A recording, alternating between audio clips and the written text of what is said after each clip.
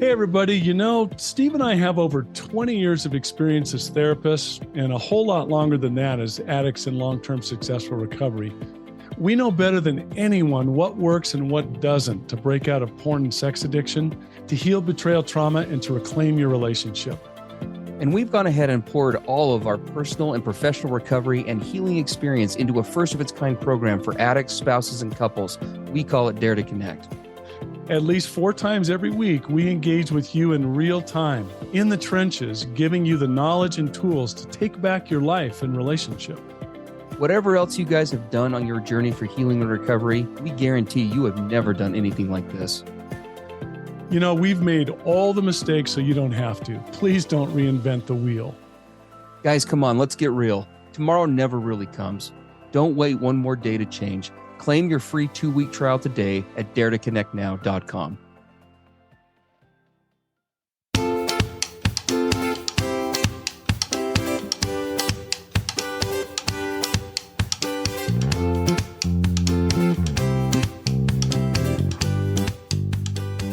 Hey everybody, I'm Steve Moore. And I'm Mark Castleman. We know the pain and heartbreak of porn and sex addiction. And we know the triumph of breaking completely free. Every day, we help our clients find hope and healing. Join us in the fight to take back your life, your marriage, and be stronger than ever. This is the PBSE Squared Podcast.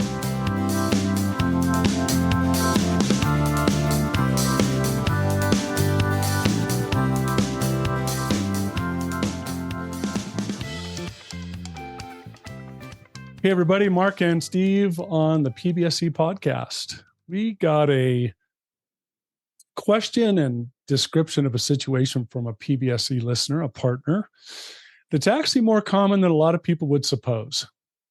And you'll notice from the title, because of trauma from my addict partner, I'm seeing the world through his hyper-sexualized lens. And this was a great question and scenario that was submitted. And so we wanted to take some time to really address this.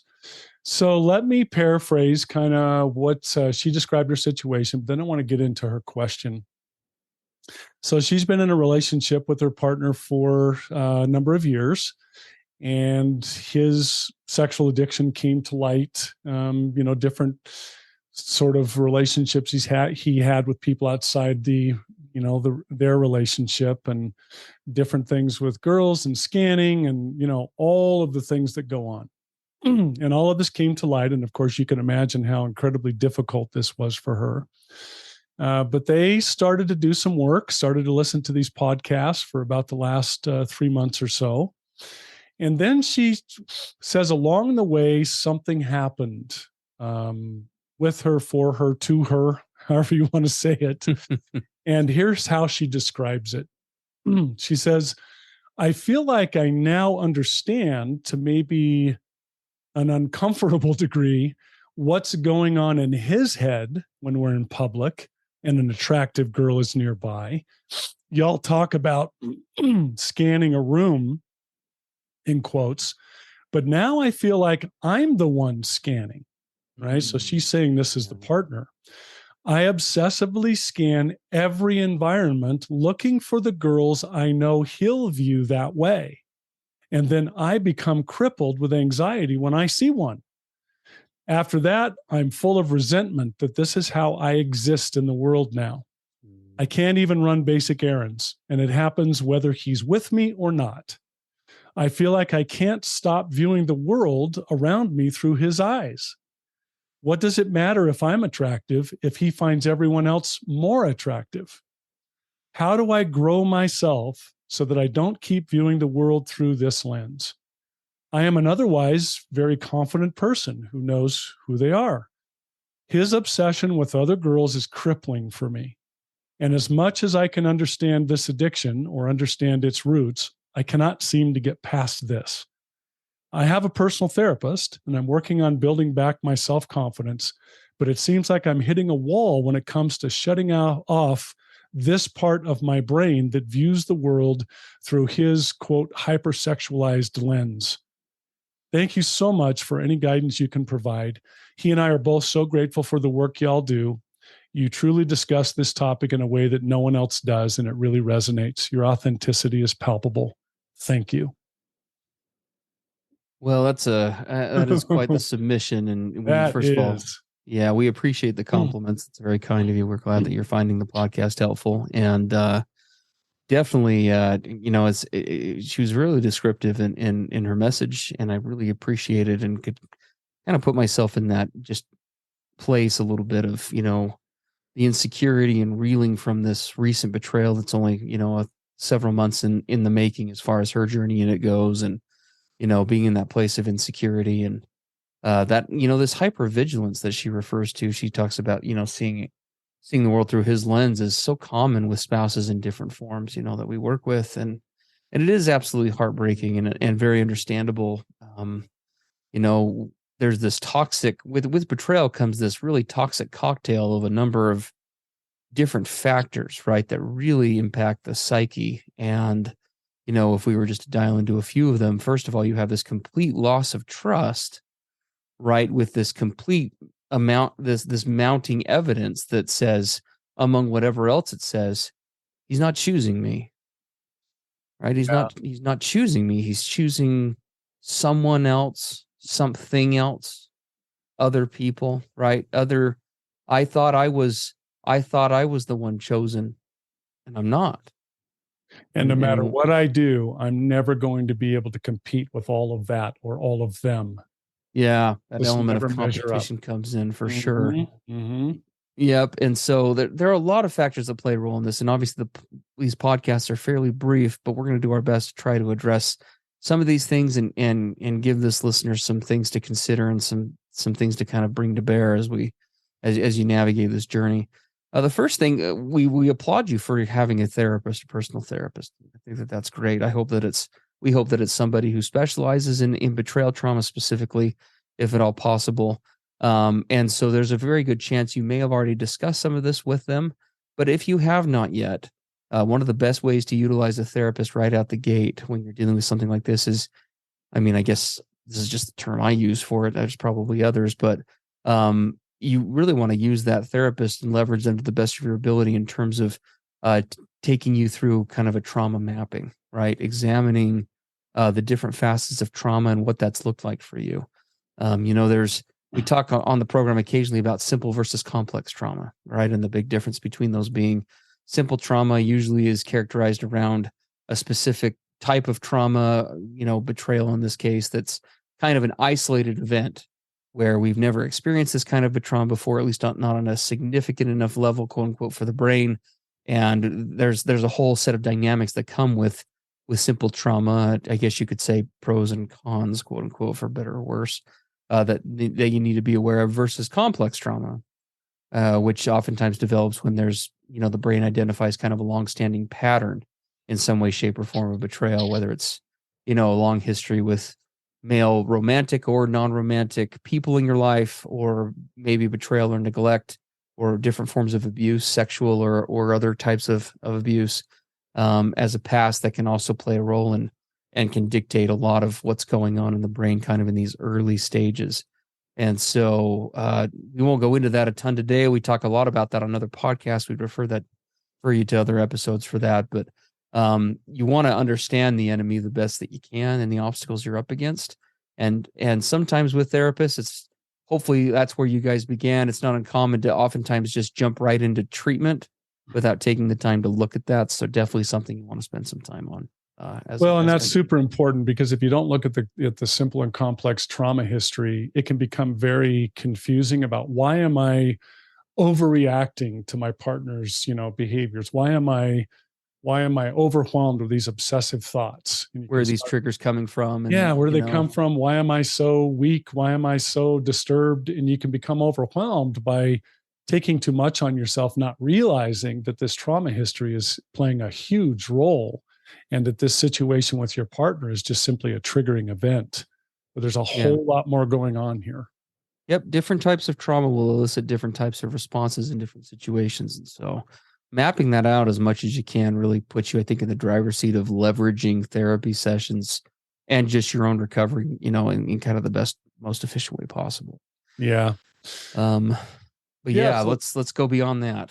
Yeah, let's jump in. And, Steve, you and I, we talked about this beforehand, but one of the things that a lot of people would not assume in this kind of a discussion, they'd go right to solutions for this spouse or partner and Sure. how she could handle this. But you know what?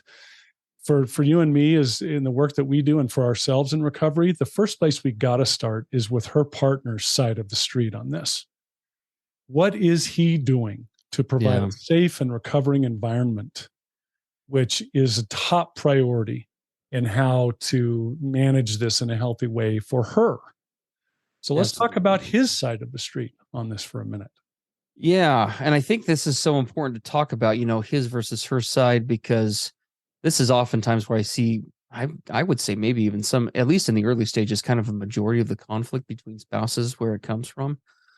Following betrayal is we have a really obviously the spouse, the addict partner, or the betrayer, I guess, for lack of a better term, the perpetrator. I had a client call it the other day. That sounds very criminalistic, but I didn't have a better term to correct him with. So, but whatever the case may be, right? That even though they may bear the either the majority or in many cases the exclusive responsibility of bringing this betrayal in, as we so often talk about on here, while he can and needs to own everything that he is responsible for as far as fixing and healing from it, understanding very clearly his role in that versus your role in that will help you to avoid epic amounts of unnecessary conflict, over which pieces to own versus which pieces to not. Because unfortunately, the justice side of this does not line up,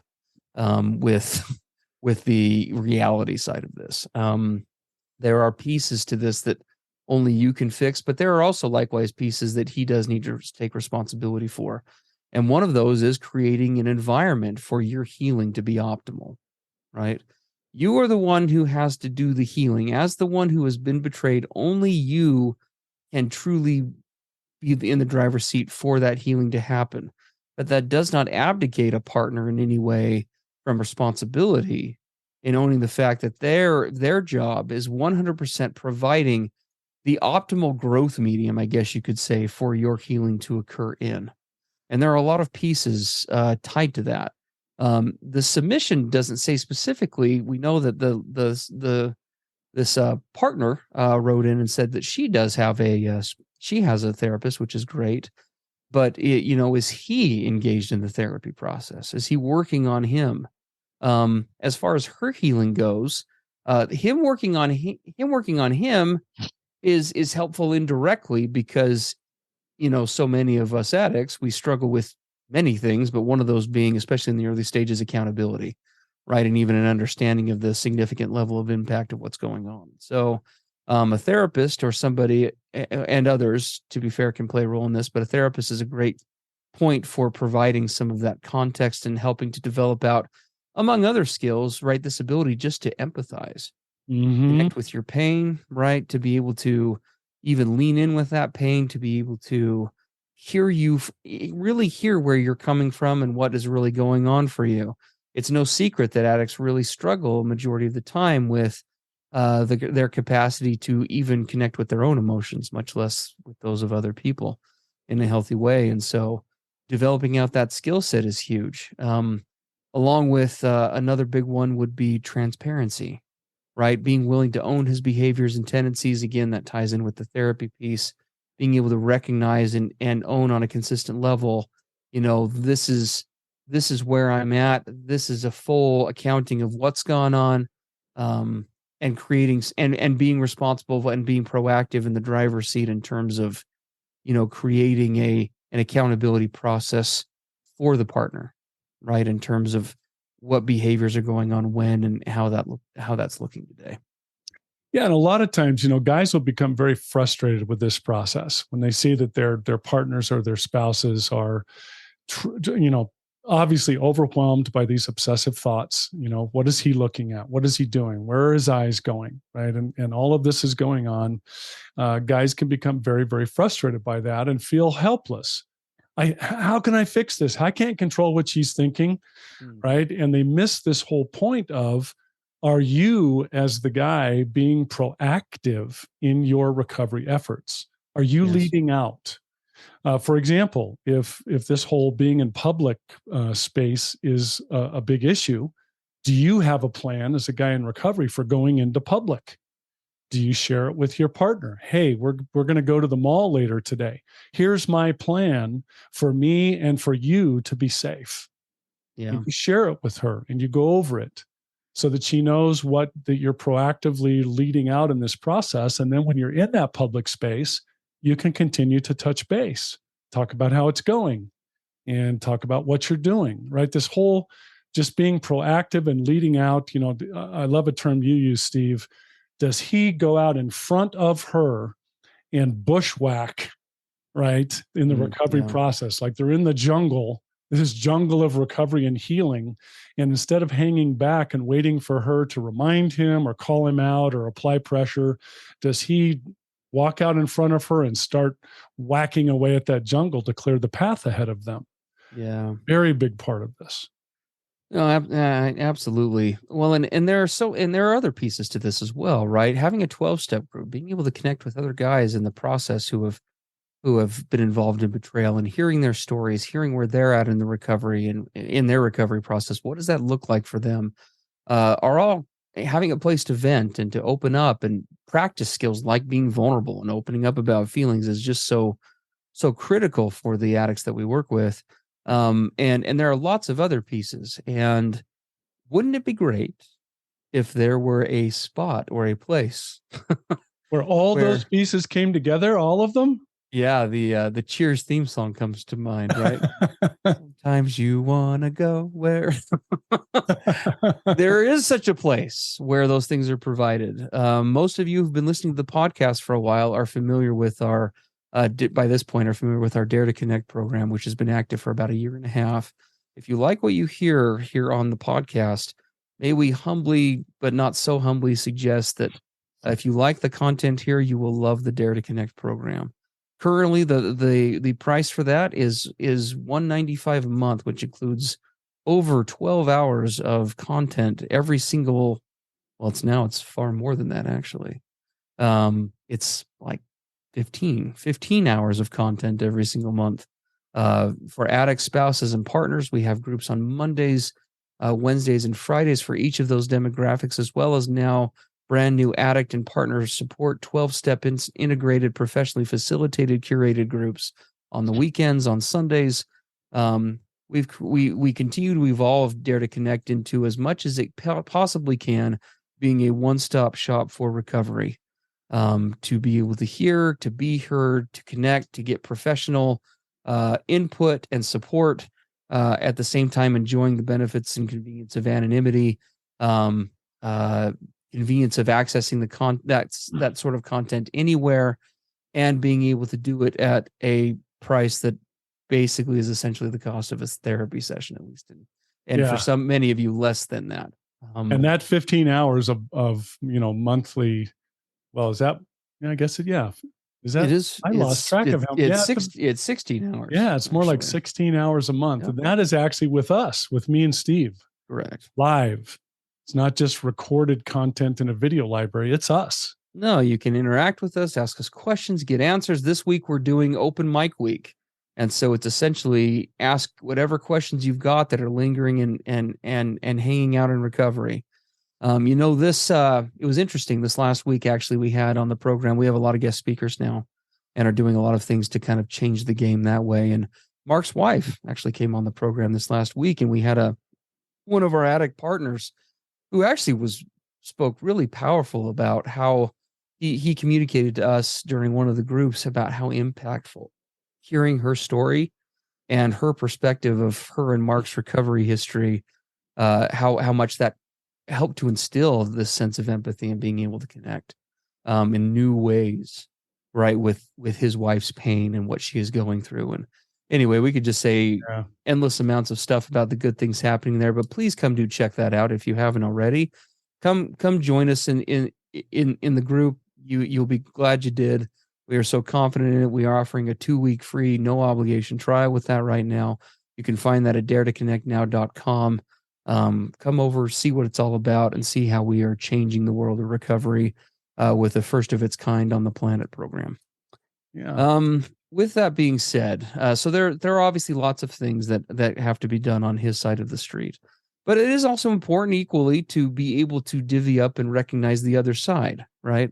Her side of the street when it comes to her own healing, right? Because there's accountability on both sides, and those have to be met if we're going to make this happen efficiently and address this hyper arousal when she is out and about.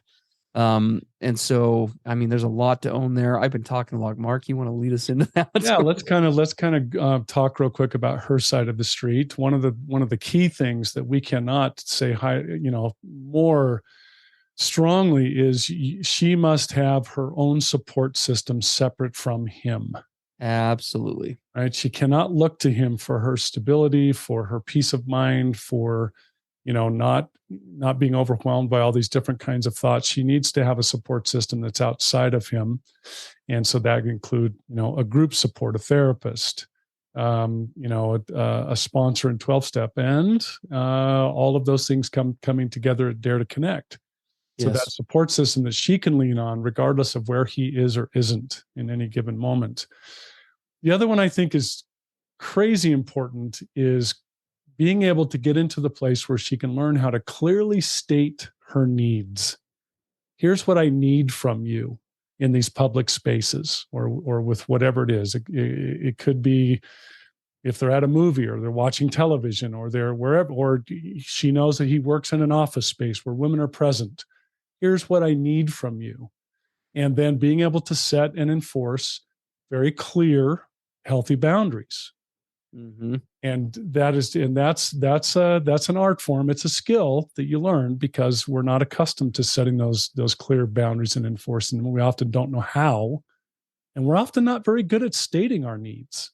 Yes. Right? We wait until the needs haven't been met, and then too often that can all come gushing out in anger or those kinds of things, instead of being able to clearly communicate what I need from you. That's a very important part of this. Yeah, no, absolutely. And those internal boundaries, if we kind of dial in, because I know we're running out of time here.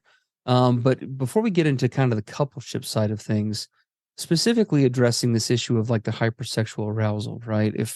If we had a client in our office that was expressing difficulty specifically around this issue, one of the other things, in addition to having all these other pieces in place because they are critical, is really asking, what is, first of all, what is how do I say this? What do you feel like is behind that hyper arousal, right?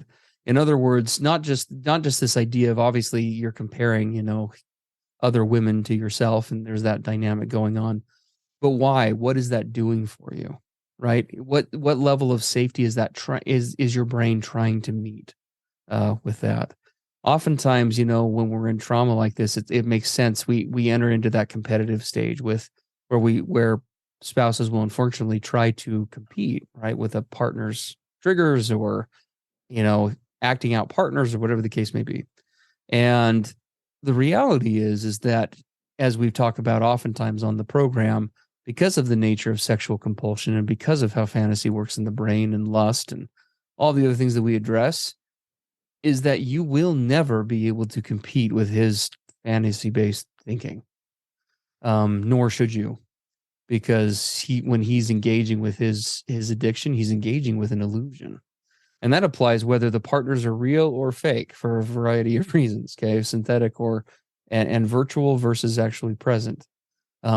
Reality or relationships that are based in the virtual world, again, virtually online via pornography or things like that, or even with another person in an affair-based dynamic, are always based in a fantasy, because they don't take into account all of the other elements of a relationship that make a relationship or make connection real connection.